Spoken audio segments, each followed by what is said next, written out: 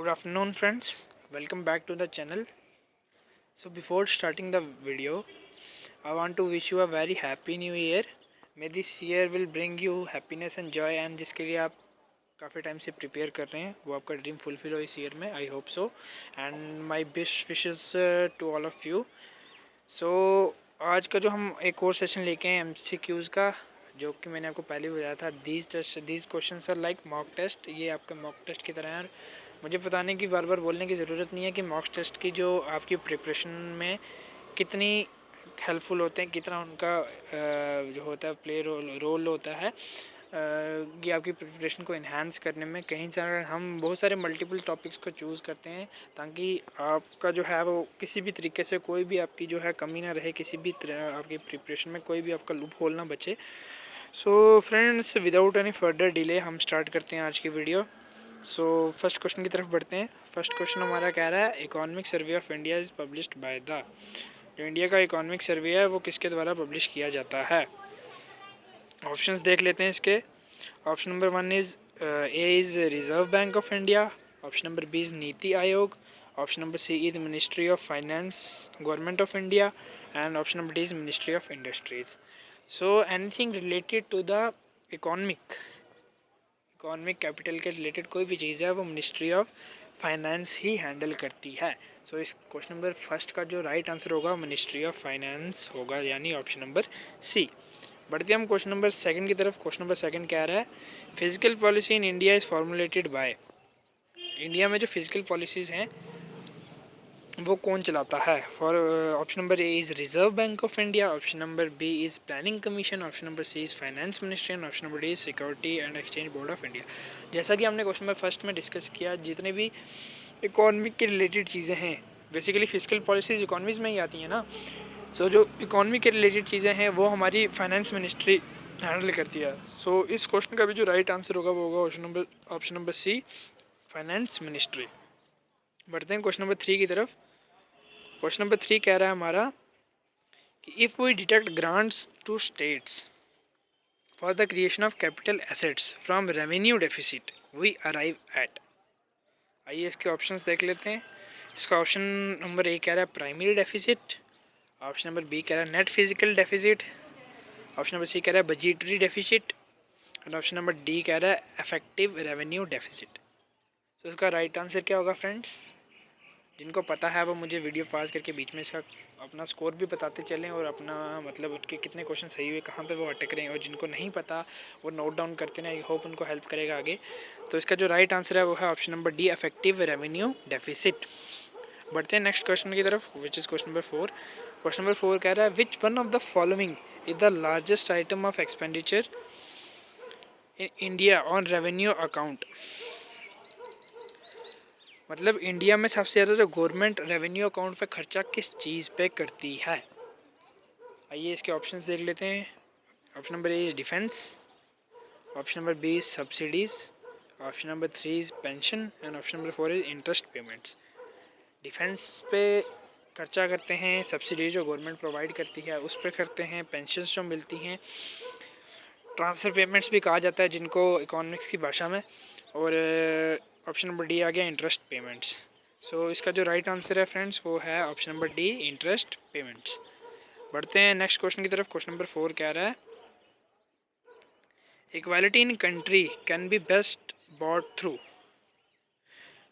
एक कंट्री में इक्वालिटी कैसे लाई जा सकती है. ऑप्शन नंबर ए कह रहा है progressive expenditure. Option number second कह रहा है regressive taxation. Option number C कह रहा है regressive expenditure. And option number D कह रहा है none of the above. Progressive expenditure हो गया ना ज़्यादा खर्चा करना. रिग्रेसिव हो गया कि टैक्स कम कर देना. अगर ऑब्वियस है इकोनॉमिक्स में अगर हम देखें कि किसी भी चीज़ की अगर डिमांड बढ़ेगी तो ऑब्वियस है उसका प्राइस भी बढ़ेगा, तो उस पर ऑब्वियस है टैक्स भी बढ़ेगा. जैसे कि चीज़ें आजकल महंगी हो रही हैं तो उनका टैक्स पेमेंट भी तो बढ़ रहा है ना. टैक्स पेमेंट घट थोड़ी ना रहा है, तो उससे कंट्री लॉस में जाएगी अगर टैक्स घटाएंगे. तो इसका जो राइट आंसर होगा वो ऑप्शन नंबर सी होगा, रिग्रेसिव एक्सपेंडिचर. ताकि हम खर्चा कम करें. खर्चा कम करेंगे, लिक्विडिटी कम आएगी मार्केट में, तो चीज़ें कम महंगी होंगी और जो महंगाई है वो भी कम रहेगी. नेक्स्ट क्वेश्चन की तरफ बढ़ते हैं. नेक्स्ट क्वेश्चन कह रहा है physical responsibility and budget management act FRBMA was passed to keep check on, कि जो ये FRBMA पास किया गया था इसका मेन ऑब्जेक्टिव क्या था। ऑप्शन नंबर ए कह रहा है physical deficit only, option number B कह रहा है revenue deficit only, option number C कह रहा है physical deficit and revenue deficit both, and C कह रहा है neither physical nor revenue deficit.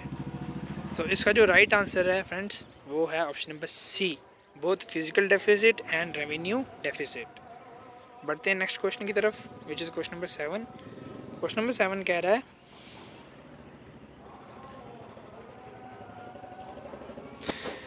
who has been appointed as the government of India GOI representative to hold sustained dialogue on Jammu and Kashmir, कि इनमें से किसको government of India ने representative बनाया था अपना, कि जो जम्मू कश्मीर पे अपना डायलॉग जो है वो होल्ड करके रख सके, जम्मू कश्मीर के बारे में बोल सके।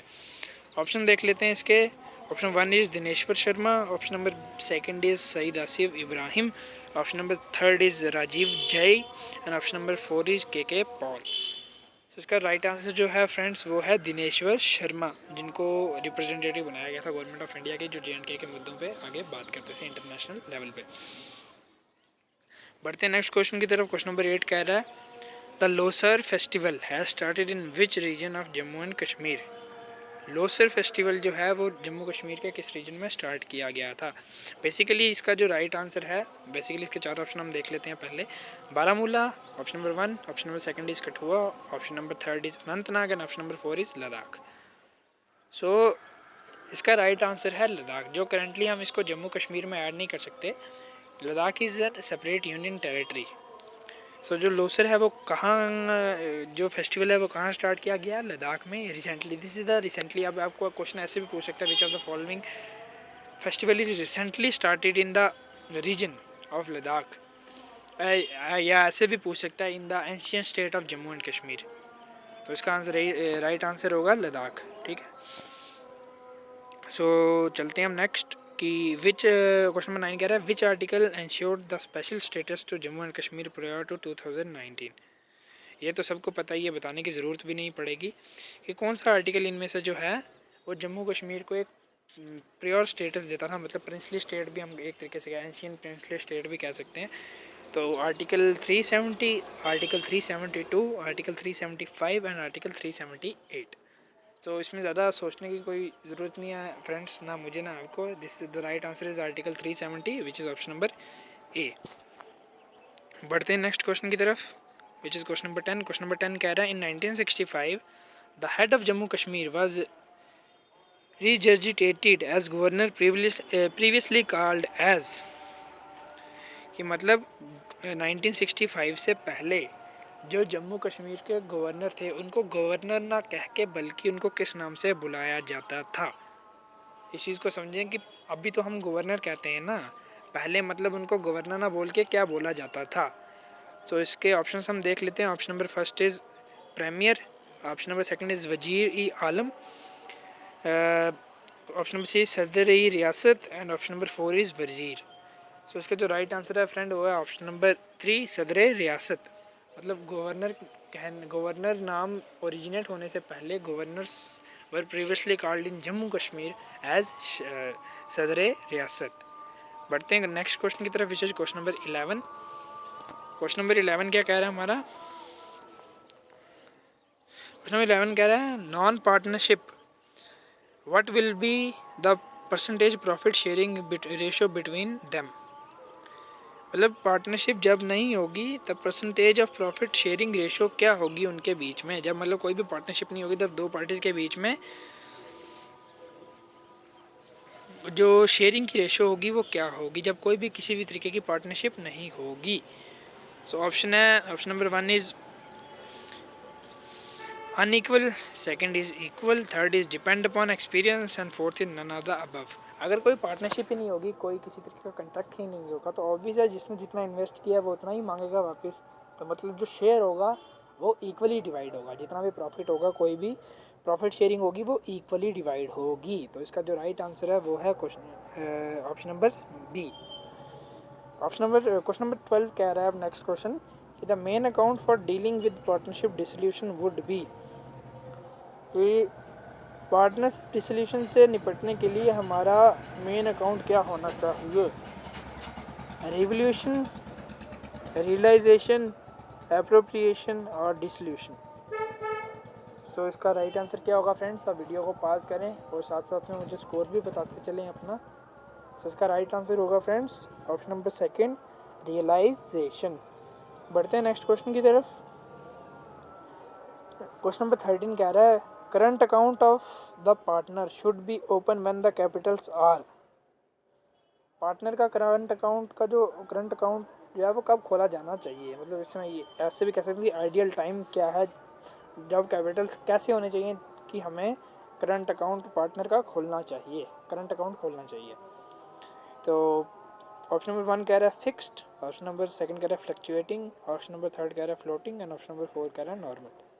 देखो फ्रेंड्स, किसी भी बैंक में कोई भी अकाउंट खोलने से पहले ना कैपिटल्स का फिक्स रहना बहुत ज़रूरी है। अगर वो फ्लक्चुएट होंगे तो जो मोस्टली जो कस्टमर होंगे वो अकाउंट ही नहीं खोलेंगे, क्योंकि कैपिटल्स का रेट जो फ्लक्चुएट कर रहे हैं इधर गो इन लॉस, तो सभी वो डर की वजह से अकाउंट खोलेंगे नहीं। फ्लोटिंग में भी सेम चीज़ है और नॉर्मल भी होंगे तो कोई प्रॉफिट नहीं होगा तो कोई अकाउंट खोलेगा नहीं। इसलिए इसका जो ऑप्शन नंबर 1 है फिक्स, वो है राइट आंसर। बढ़ते हैं क्वेश्चन नंबर नेक्स्ट की तरफ। क्वेश्चन नंबर 14 क्या कह रहा है? The relation of the partner with the firm is that of.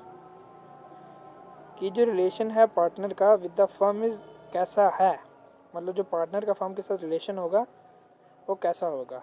N owner, an agent, an owner an agent and fourth is manager. So इसका जो आंसर होगा, राइट आंसर वो होगा option number 3, an owner an agent. क्योंकि जो honour है वो तो फर्म ही है ना, पार्टनर जो है वो उसका एजेंट है जो फर्म को मटेरियल प्रोवाइड करवा रहा है, जिससे फर्म जो है वो प्रोडक्शन कर रही है। इसलिए इसका जो राइट आंसर होगा वो होगा option number third, the owner and agent. बढ़ते हैं नेक्स्ट क्वेश्चन की तरफ। Question number 15। क्वेश्चन नंबर 15 कह रहा है in the absence of agreement partners do not entitle to. अगर एग्रीमेंट नहीं होगा तो जो पार्टनर्स होते हैं वो क्या नहीं करते हैं? First is salary, option number second is commission, option number third is equal share in profit, option number 4 is both A and B. देखो, अगर किसी तरीके का एग्रीमेंट ही नहीं है तो बोथ शेयर इन प्रॉफिट तो हो नहीं सकता, क्योंकि एग्रीमेंट होगा, एग्रीमेंट में कुछ लिखा होगा ना। एग्रीमेंट कई चीज़ों पे साइन होते हैं कि इतना प्रॉफिट आप मेरे को दोगे, इतना आप रखोगे। अगर एग्रीमेंट ही नहीं है तो ऑप्शन नंबर सी तो सीधे सीधे कैंसिल हो जाता है। सो इसका राइट आंसर होगा option number 4 both A and B, मतलब सैलरी एंड कमीशन जो है वो दोनों की सेम रहेगी। ठीक है, क्वेश्चन नंबर 16 की तरफ चलते हैं। Interest on capital will be paid to the partner if provided for the partnership deed but not only for. Options देख लेते हैं इसके। ऑप्शन नंबर 1 कह रहा है प्रॉफिट्स, ऑप्शन नंबर सेकंड कह रहा है रिजर्व्स, ऑप्शन नंबर थर्ड कह रहा है accumulated profits and option number 4 कह रहा है गुडविल। क्या कह रहा है क्वेश्चन, एक बार वापस पढ़ते हैं। Interest on capital will be paid to the partner if provided for the partnership deed for not only for. Partnership के लिए तो देगा, बट किसके लिए वो पैसा नहीं देगा? मतलब कि अगर कोई भी चीज़ है, आप किसी के साथ डील कर रहे हो तो जो पार्टनरशिप के लिए आप बेसिक अमाउंट है वो तो होता ही है ना। जैसे आप 10 रुपये 20 रुपये लगा रहे हो, किसी आप पार्टनरशिप कर रहे हो 10-80 60-40 50-50 30-70, तो उसमें वो तो बेसिक नीड तो लगेगी। बाकी जो प्रॉफिट होगा, प्रॉफिट थोड़ी ना वो आपसे शेयर करेगा, वो तो उसका अपना होगा ना। तो इसका राइट आंसर जो होगा वो होगा ऑप्शन नंबर 1 प्रॉफिट्स। बढ़ते हैं नेक्स्ट की तरफ। क्वेश्चन नंबर 17 कह रहा है a financial audit is intended to give. एक जो फाइनेंशियल ऑडिट है वो उसका मेन मोटिव क्या होता है? ऑप्शन नंबर 1 आ गया quality assurance, option number B आ गया absolute assurance, option number C आ गया पॉजिटिव एश्योरेंस और ऑप्शन नंबर 4 आ गया रीजनेबल एश्योरेंस। देखो, फाइनेंशियल ऑडिट बेसिकली क्या होती है कि आपको किस तरीके से इन्वेस्टमेंट वगैरह करनी चाहिए। इस more like a rational consumer, जो जिन्होंने इकोनॉमिक वगैरह देखी है उसमें मोस्टली पता होगा कि रैशनल कंज्यूमर क्या होता है। कि मतलब हम जो इंसान हैं हम ऐसे थोड़ी ना कुछ भी जाके उठा लेंगे, हम पहले रीज़न लेंगे अपने नीड के अकॉर्डिंग, अपने प्राइस के अकॉर्डिंग, अपने बजट के अकॉर्डिंग चीज़ को खरीदेंगे ना। सो कोई भी फाइनेंशियल ऑडिट है, कोई भी चीज़ देखोगे वो आपको रीज़न बताएगा। Firstly reason how you by it, क्यों, मतलब आपको ये चीज़ क्यों खरीदनी है।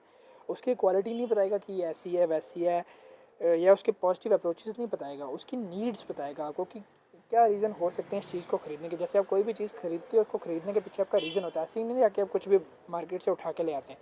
कोई पर्टिकुलर रीज़न होता है उस चीज़ के पीछे कि आप किसी चीज़, कोई बंदा आपको बताता है यार मैंने ऐसे ये एक चीज़ यूज़ की है, तू भी यूज़ करके देख, इसका रीज़न है। अगर आपको वो चीज़ हेल्पफुल लगेगी तो this thing is like an financial audit to you, आप जाके उस चीज़ को परचेज़ करेंगे। तो इसका राइट आंसर क्या होगा? रीजनेबल अश्योरेंस देता है आपको कोई वो चीज़। फाइनेंशियल ऑडिट जो है आपको रीजनेबल अश्योरेंस देगी किसी भी चीज़ के बारे में। बढ़ते हैं नेक्स्ट क्वेश्चन की तरफ। Auditing begins where dash ends. Auditing कहाँ से स्टार्ट होती है? ऐसी जगह कहाँ से स्टार्ट होती है जहाँ पे ये चीज़ एंड होती है? ऑप्शन इसके कह रहे हैं, first selling, second is inventory valuation, option number third is accounting and option number four is purchases. तो इसका राइट आंसर क्या होगा फ्रेंड्स? इसका राइट आंसर होगा ऑप्शन नंबर थर्ड, अकाउंटिंग। मतलब ऑडिटिंग वहाँ से स्टार्ट होती है जहाँ अकाउंटिंग एंड होती है। एंड मतलब अगर ऐसा है तो मतलब ये वाइस वर्सा चलेंगे ना, एक चीज़ बढ़ेगी ये घटेगी, ठीक है। So auditing begins where accounting ends. बढ़ते हैं नेक्स्ट क्वेश्चन की तरफ। नेक्स्ट क्वेश्चन क्या कह रहा है? Question number 19, internal auditor is appointed by. जो इंटरनल ऑडिटर होता है उसको अपॉइंट कौन करता है? Option number one is management, option number two is share holder, option number third is government and option number four is statutory body. Internal auditor है तो obvious है उसको, जिसके अंडर वो काम कर रहा होगा वो मैनेजमेंट ही उसको होल्ड करेगी, गवर्नमेंट तो उसको होल्ड करेगी नहीं। इंटरनल है तो जिस भी सेंस किसी भी कंपनी या किसी भी मैनेजमेंट के अंडर वो काम कर रहा होगा तो उसकी मैनेजमेंट ही उसको अपॉइंट करेगी। तो उसका फर्स्ट राइट आंसर क्या होगा? ऑप्शन नंबर ए, मैनेजमेंट। सो लास्ट क्वेश्चन हमारा आज का, उसकी तरफ बढ़ते हैं आज हम। वो कह रहा है historical cost concept requires the valuation of an asset at. तो इसके ऑप्शंस देख लेते हैं। First is original cost, option number second is replacement value, option number third is market value and option number four is realizable value. इसका जो right answer होगा friends वो है ओरिजिनल कॉस्ट, ठीक है। So friends before ending the video मैं आपसे कहना चाहूँगा, जो आप मुझे कमेंट करके पक्का बताएं आपका स्कोर। और एक और चीज़, आप मुझे रेपो रेट और रिवर्स रेपो रेट के बारे में कमेंट सेक्शन में बताएं, रिवर्स रेपो रेट और रेपो रेट के बारे में। और एक क्वेश्चन मैं आपसे यहाँ पे डालूंगा कि जो रिवर्स रेपो रेट होता है हमेशा रेपो रेट से कम क्यों होता है? आप ये क्वेश्चन मेरे को कमेंट सेक्शन में पक्का आंसर करें। सो फ्रेंड्स आज के लिए इतना ही। Thanks for watching. वीडियो को हमारी सब्सक्राइब करें, शेयर करें, लाइक करें और ज़्यादा से ज़्यादा इसको शेयर करें ताकि हम जो मेहनत कर रहे हैं वो आप ही के लिए कर रहे हैं। तो फ्रेंड्स प्लीज़ इसको शेयर करें, सब्सक्राइब करें। Thanks for watching. तो मिलते हैं अगली वीडियो में। So thank you so much.